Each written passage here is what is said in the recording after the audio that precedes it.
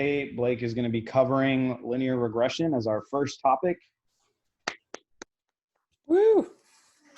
My plan is to have these kind of weekly. Pace on, Andrew. I'd love for you guys to step in on one Wednesday and, present a topic that you guys are interested in. And I think we can all learn from each other. For me, the biggest thing about this group is learning, right? Like I want all of us to kind of share our experiences. Sorry, I have the game going on in the back, so it's like plugging. So I'd love for us to all share our experiences and jump on whenever. So really quickly, Blake, Samaha, favorite teams, the Pelicans and the Saints. That's what I got. Don't forget the national championship LSU Tigers. Yes, we got the Tigers. Champions. I'll give you that one. So if you want to follow Blake, his Twitter handle is @mean_regression and his GitHub link is /thesamaha. So Blake, I'm going to go ahead and let you take over here, and the floor is all yours, my friend. I will be sitting back. So whenever you want to start. All right. Well, please don't just sit back. This is not meant to be super formal or anything. If anybody has any questions, please feel free to just jump in, interrupt me. It's fine. So yeah, basically I'm going to go through a project I've done a while back. Unfortunately, this isn't going to be sports related. However, it is linear regression, so it has millions and millions of uses. My main thing here is to kind of give a framework of how to use linear regression. You can use my notebook as an example. It's on the GitHub. It's public. Go ahead, take it.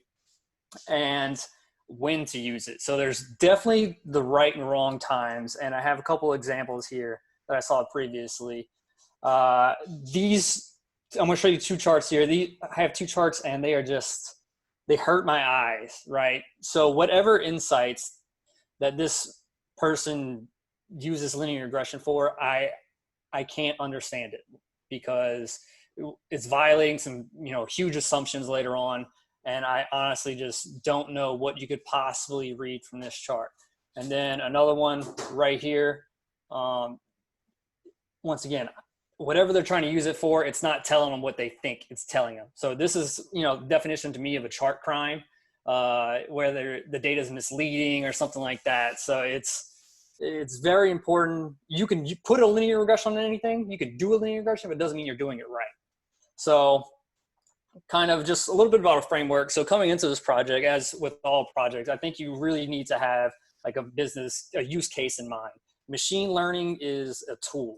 If you're a carpenter, you have a hammer, you have all kinds of saws, things like that. You need to know how to use your tools. What's the use of buying it if you don't know how to use it? So in machine learning, you need to actually be able to put it into practice. And so how am I going to put this linear regression into practice was my number one question. I was like, okay, so here I am. I'm just surfing on Zillow and everybody's seeing these estimates. Sometimes they're just way off. They just suck. It's like, how is this possible? Right. So I was like, all right, so I'm going to just create a basic linear regression, just see how I do. And then I want my end user to be somebody who is just not technological savvy. Right. So I want to have some kind of product at the very end that anybody can use. My great grandma who's not familiar with computers can put in a couple pieces of information, boom, and spit out an answer here. So with that in mind, I did not update it with the Houston MLS data like I wanted to. However, I do have the data here if anybody cares to reach out to me for any reason and want to, work on, it's 5,000 houses in the last, I want to say 180 days. So you can build a decent linear regression off that.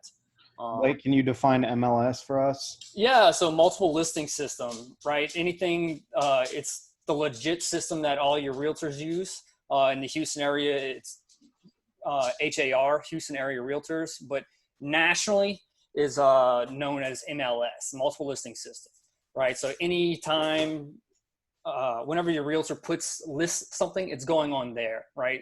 It keeps track of all transactions unless you're in a non-disclosure state like Texas. So then you'll be able to see the list price, but you may not necessarily be able to see the sold price unless somebody discloses it. So this data set was the Kings County data sets, and it was about 20,000, I believe. And here's all the 5,000, sorry. No, this is my MLS data set here, but it's very similar. Coming down, you can see these are actually the columns that was in the original data set that we have. So it gave me like an ID, which is a completely unique column. I didn't need it, just dropped it. But you can see my method here. I went through every column. I was like, okay, what do I need to change?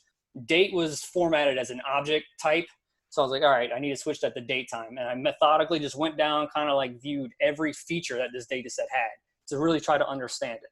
First thing, low hanging fruit, drop the useless columns, right? So domain knowledge is huge. So year renovated, I've done some single family home construction. I know year renovated is going to provide me absolutely no value, because nobody goes pull. I say nobody. Very few people actually pull permits when they're doing small renovations, such as, you know, getting new cabinets and stuff like that. And then what defines a renovation?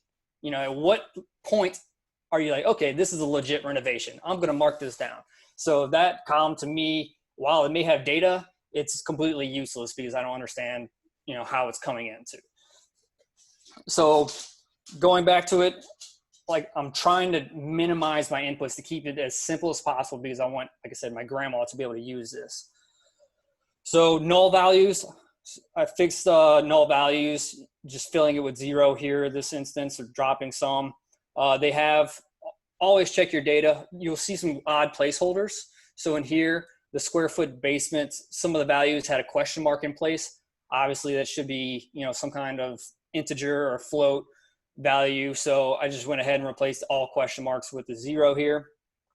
And then I changed my date column to an actual date time format.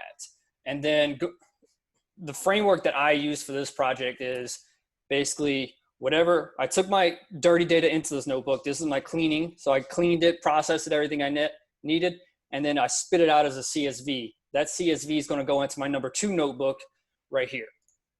So everything coming into one notebook produces a product, which goes into the next notebook. Blake, can I jump in here? Please. Can you go back to your previous one? So sure. I think the common thing here is, I think we categorize this as our data engineering, right? We're scrubbing, we're cleaning. Would you say that, or would you? No. Not at this point. So this is really the nitty gritty, unsexy part of data science that nobody ever talks about. You know, you're going to have to do, it's very rarely you're ever going to get a clean, perfectly clean, usable data set. If you did, it's probably curated by Kaggle, and they throw in a lot of stuff at you too to test you out. So no, data engineering would be more of building a pipeline to scrape data from Zillow to get to this point. That's kind of what I would call data engineering versus data science here. Now that I have the data in place, I need to go take care of it, massage it, and do everything I need to actually perform the analysis. Cool. Gotcha. That makes sense. Yeah. So this notebook is my exploration notebook. So now that I have clean data, let's see what kind of insights we can mine from it here. So yeah, you can see this was 21,559 data points in here. Here's my columns that are clean now. You can see all the prices. You can see I imported a bunch of stuff here. So this is just one random row. I just like to do this because sometimes you can't see all the columns, although on this one you can. Sometimes I'll have some ellipses here, which just says like to be continued, and it cuts out the middle columns.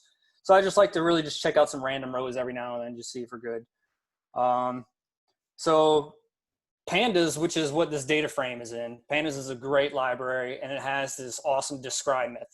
So you just type in whatever your data frame is, .describe, and it comes up with all this stuff. Now I added the +3, -3 standard deviation, +2, -2 standard deviation, but it gives you the count, mean, standard deviation, min, the first quartile, basically, the second quartile, third quartile, and it shows you your min and maxes here. So this really gives you an understanding of your whole data set, kind of from a statistical standpoint.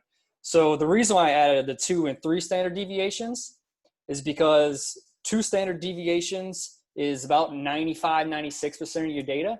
And then 3 standard deviations is about 99.5% of your data, right? So what that means is anything outside of 3 standard deviations is some extreme outliers that are really going to start, since it's a linear regression, it's going to really pull it.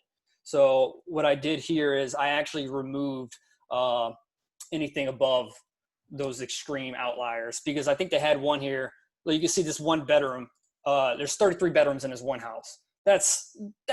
I'm trying to, have a product for the masses. Nobody's going to be buying a 33 bedroom house, and that could just be a bad data entry, right? So we don't know.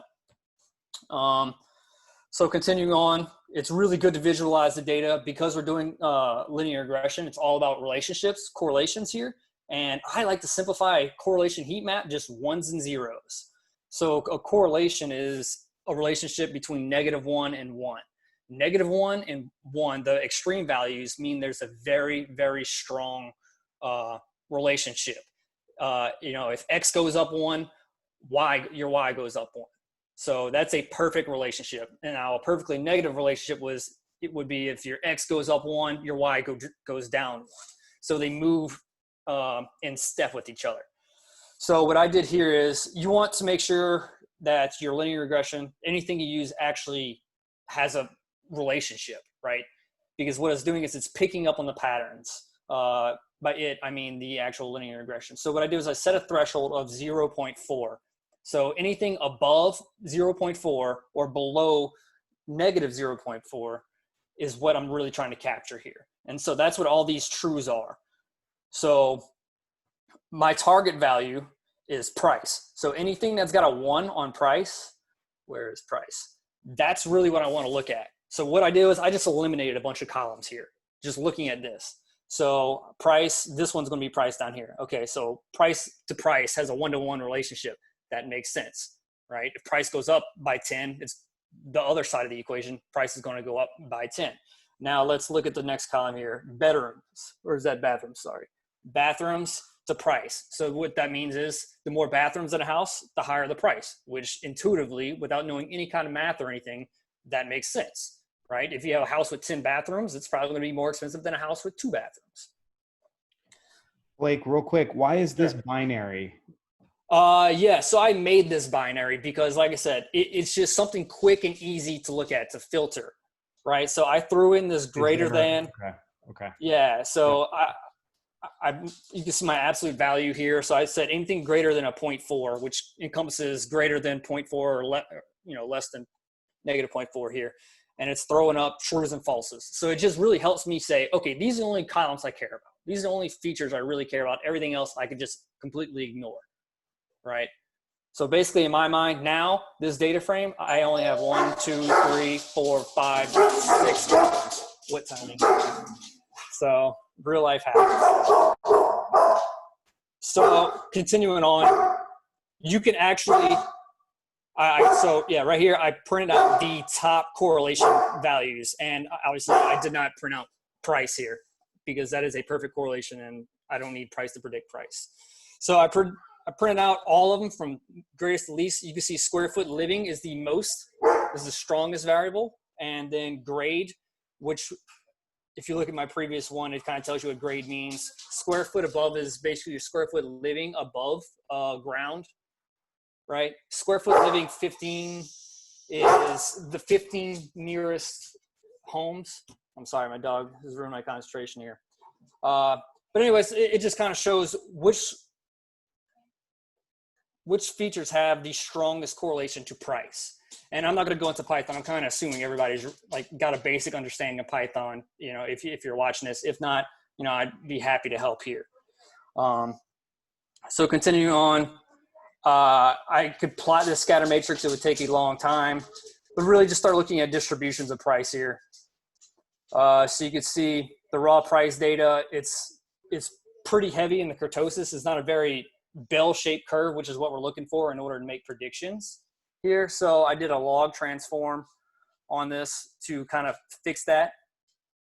And then once again, I removed the outliers, and it looks like I actually removed, anything greater than 3 standard deviations I removed out of here. And then, just to make sure they were gone, I looked at it once again. And so now that I removed outliers, you can see it's starting to get into like a better bell-shaped curve here, right? And now on this price, I did a long transform of the price. Now we got a decent curve to work with. What this curve means is it has a center point and the right side is balanced with the left side. So because we're doing a linear regression, we're going to bisect this data. So we want a right side that's equal to the left side, basically. Is everybody kind of following? I feel like I did not explain that the best. are you just normalizing? Is that what you're doing? Yeah, exactly. So a normal distribution has a mean of 0 and a standard deviation of 1. So while I'm not really trying to get this to a mean of 0. I'm just trying to make it, more closely resemble a normal distribution, which would be a perfect bell curve. And I should have probably pulled up an example of that. And so here I show, a couple of methods you can use to actually get the skewness and kurtosis. And I have, some examples here to explain, when is kurtosis a problem, when is skewness a real problem here. And all these fell within a good range after I finished my log transforms on this. So basically what a log transform is, instead of having these really large values, I kind of shrunk them all down to where they're more close. Think about a number line. They're all closer to each other on this log transform number line than they would be on a arithmetic number line here. Once again, I did the same transformations on a square foot living. Keep going down. There was some categorical data I was looking at here. So there's multiple types of categorical data. For time's sake, I'm not going to really get into that.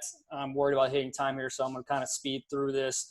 But long story short, I didn't even really use this because since everything has like pretty much 3 or 4 bedrooms, the machine learning algorithm is not going to be able to tease out, some big price differences. And think about it, in your area, I'm sure there's some really nice neighborhoods that have a super expensive 3-bedroom home. And then there's some areas that have a much cheaper 4-bedroom home. So in my mind, that bedrooms and bathrooms aren't really going to add too much to price, because there's a reasonable range that, bedrooms and bathrooms are always going to be in compared to living square foot. If you have a 10,000 square foot house, that's probably going to be a lot more indicative of the price than whether it's 3 or 4 bathrooms. So zip code is a pretty all over the place distribution here. However, if you think about it, zip code actually, so this is where domain knowledge comes in. Zip code can really mean a lot, right? So as you'll see in the future, I ended up using zip code here, and just kept going through looking for insights and all this data. It's really the same process over and over again, looking to find just anything interesting. Right, so my final columns here are all these. I had to do what's called a one-hot encoding on my zip codes because it's categorical data. You have to make it basically a 1 or 0, if that makes sense, right? So if you have a bunch of names, the machine learning algorithm can't, say Blake is worth more than Avi. Blake's bigger than Avi. So what you need to give it some kind of numerical representation. And so that's what one-hot encoding does. It gave a numerical representation to zip codes, because 98008, while it's a number, does not actually mean anything in terms of price or a value on a number line here.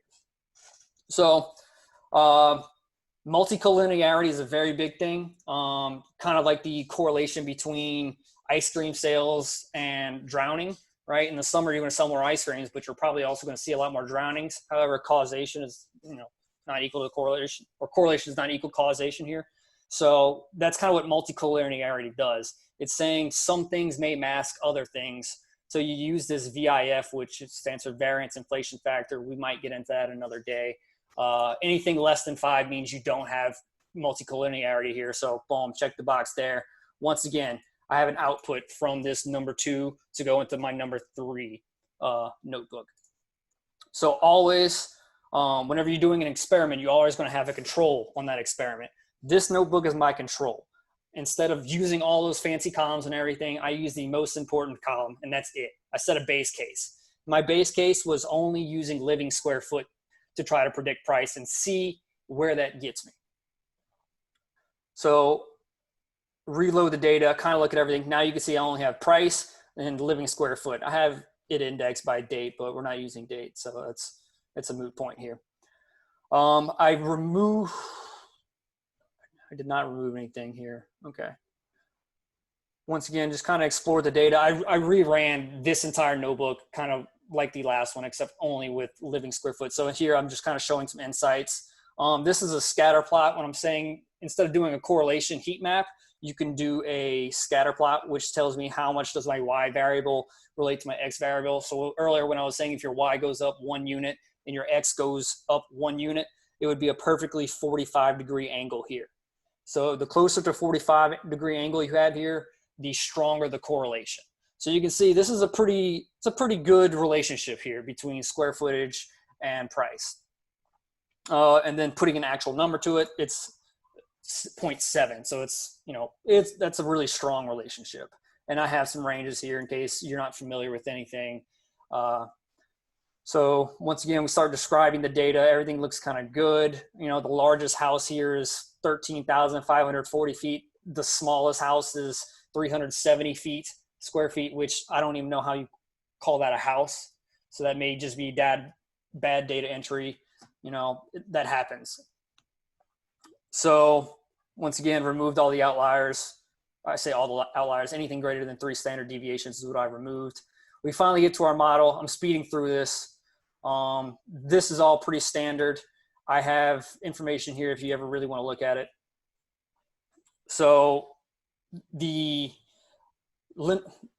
linear regression equation that we all know is y equals mx plus b.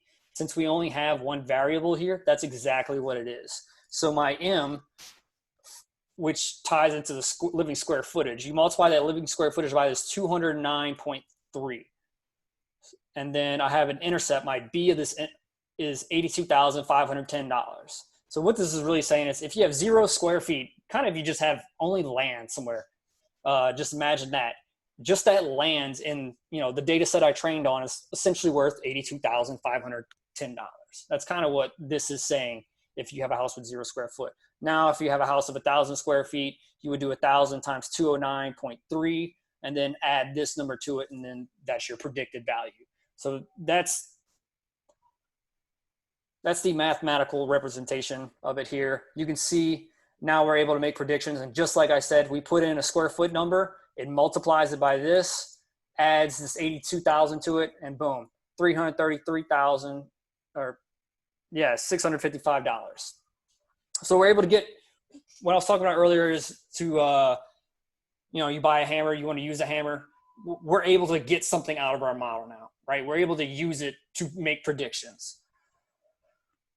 So kind of looking at the model a little bit more, I use 2 different libraries here. I really like this summary from Stats Models, and you can see the R squared, which explains how much does this linear regression, how much variance in the data does it explain?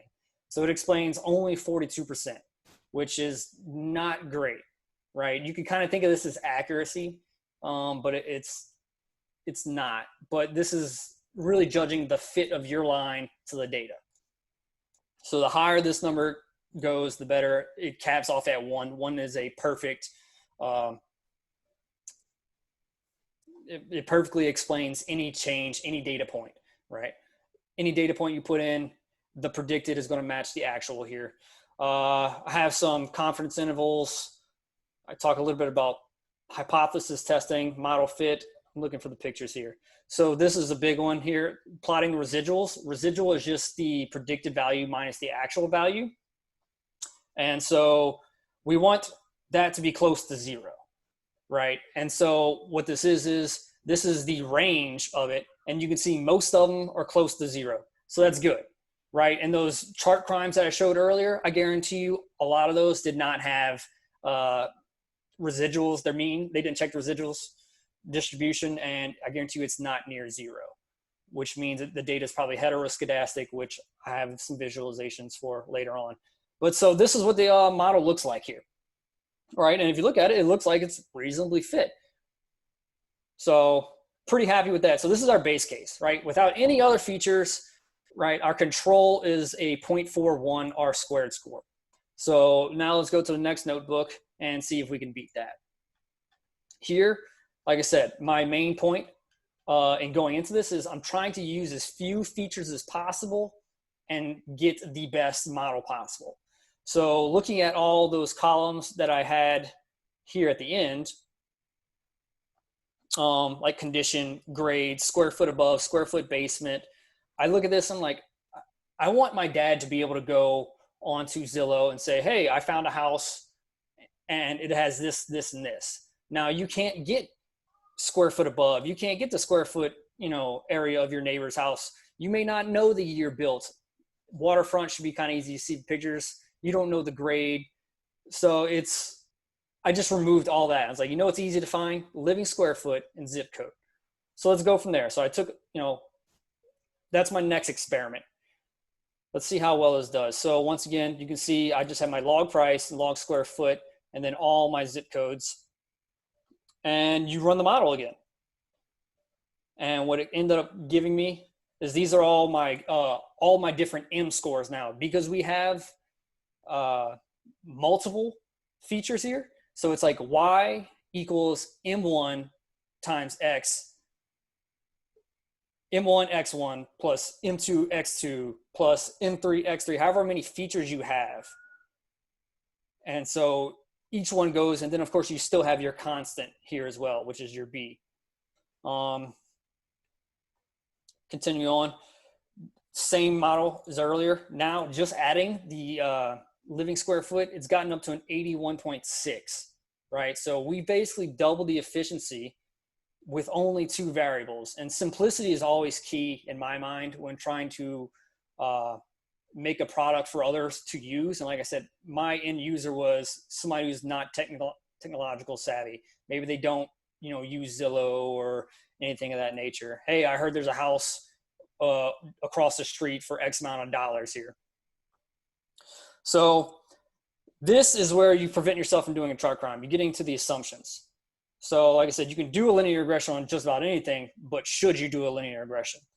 Assumption 1 is to make sure that they actually are related. So as earlier we saw in the scatter plot, the X and Y's, that is checking for a relationship. The heat map we saw earlier, that's checking for a relationship.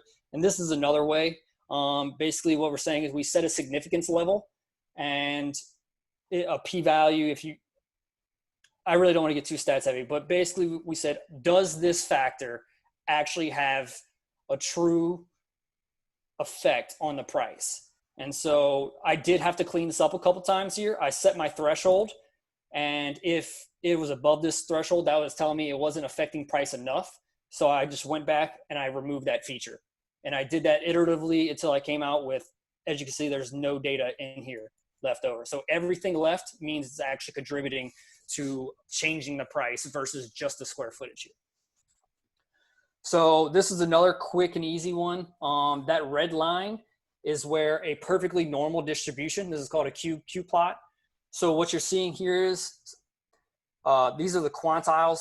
So this is the residuals of each quantiles. Quantiles could be a percentile if you only have 100 of them. I have way more than 100 points here, so they're not technically percentiles, but you could think of them as percentiles in this instance. And you can see towards the end that it's getting away from the standard distribution or the normal distribution, which means that if you look at a typical standard bell curve, and I wish I would have done this, I think I might have a picture somewhere else.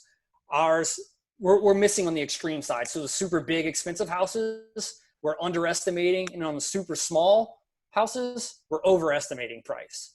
That's really what this tells me here. So heteroscedasticity is another thing I was mentioning earlier. Anything with price, anything with money typically is going to have this because inflation, right? So your dollar is devalued over time, so which means you have to keep pumping more money into it, and so prices rise. That's why your home prices rise over time. And because of that rise, it's going to degrade the effectiveness of your linear regression. So you can't just have this one regression and use it forever. So you have to keep updating it and updating and updating it due to this. And if you think of a pipe and you put a line straight down the middle of it, so you had equal amounts above and equal amounts below, that is called a homoscedastic distribution there, and that's really what you're looking at. So our model here, it failed this test. There is heteroscedasticity, so we probably should look at other types of regressions, right? Or maybe a higher order polynomial regression here instead of just a plain linear regression. This is just another test for homoscedasticity. I've done it, and once again, we failed. We do have heteroscedasticity, or no homoscedasticity here. Multicollinearity. I talked about the VIF earlier, how you can have certain features mask the effectiveness of other features. Here, once again, all we have is this constant, which is our intercept. So that's fine. And I actually tightened it up this time, and I went to 3. Autocorrelation. Autocorrelation is how much does the previous value affect this value, or the current value. And so if you think about temperature throughout a day, it gradually increases and then decreases. That is a highly autocorrelated data set. Whereas if you just had, random points all over, they wouldn't be correlated at all. And so if they were correlated, you would see some high numbers up here. It would probably drop from 1 to 0.9, 0.8, 0.7, but instead after or at day 1, there's no correlation is what this is showing here. So once again, cross-validating to ensure that we didn't just have a one-off good test results. We went ahead and did it 5 more times, and we got an accuracy, or R-squared really, of 81.7%, or 0.817, with a standard deviation of 0.03. So that's really good compared to what our base case was, only adding 1 more input here. Then you save it and go in the future. I do want to show this real quick. So my tool that I built for this was just this little calculator that anybody can use. Like I said, I want to be able to give this tool to my grandma and say, all right, grandma, what zip code are you trying to buy a house in? And maybe she says 1, 2, 3, 4, 5, 6. So, okay, cool. What's the living area of the house you're looking to buy? It's 1,500 square feet, right? Boom, puts that in. It's spitting out a value, $233,104. So there we go, beginning to end. Now we have a tool that anybody can use, and we validated most of the assumptions. We know it's not perfect, but we do know we're underestimating on the high side and overestimating on the low side. So if your house is kind of a middle of the market house where, 1,500 square feet, $233,000, it's pretty middle market. So it should be really accurate there, because our errors really only affect us at the high end and low end of the spectrum of the square footage here. So, all right, thank you. I hope I kind of explained that well. Does anybody have any questions or anything?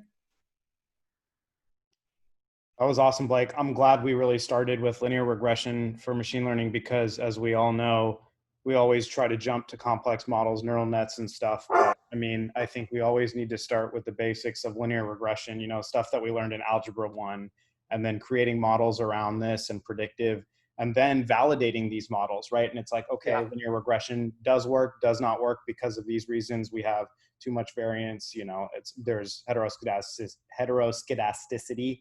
So we need to try another model, right? So I'm glad we started with linear regression. The meeting will close in a couple minutes. So if you guys want to definitely. Just one last thing, what you're saying about neural networks and everything like that. So what that does is it puts millions and millions and millions upon linear regressions together. And that's really what it's doing. So it's, when you take enough tiny, tiny lines, you can draw any picture. You can recreate any Picasso's art, right? So it's essentially what deep learning is. And that's why we want to start with linear regression, because obviously even the most complex systems like that are built off one simple univariate linear regression like I built earlier. Couldn't agree more. I've never seen VIF before. I'm going to have a look into that. I've never heard of that one before. So that's actually, what package is that part of? Is that part of scikit-learn?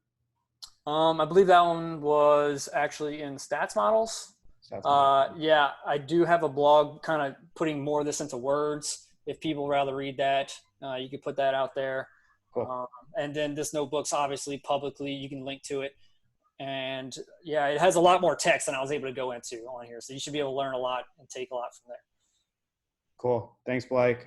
Meeting's going to close in a couple minutes. Pace on, Andrew. I would love for you guys to do a weekly webinar for us as well. And I think it would be cool to have you guys speak on a topic in the coming weeks. So.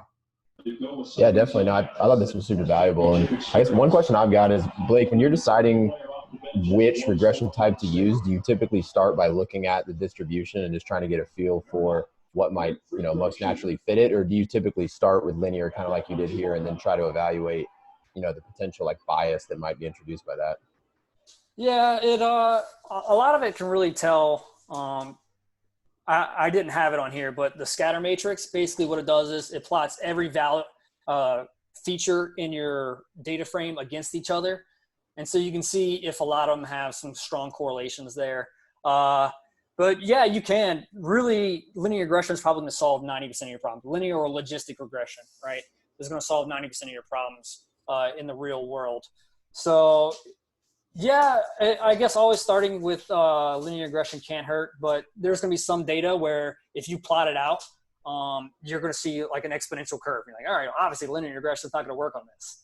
So in those instances, obviously, you would start going to higher order models. Gotcha. Cool, guys. We got a couple seconds. All right. I will link up with you guys later today then, and we can get it going. Thanks, Blake. Appreciate it. Yeah, no problem. Awesome. Yeah, appreciate it, Blake.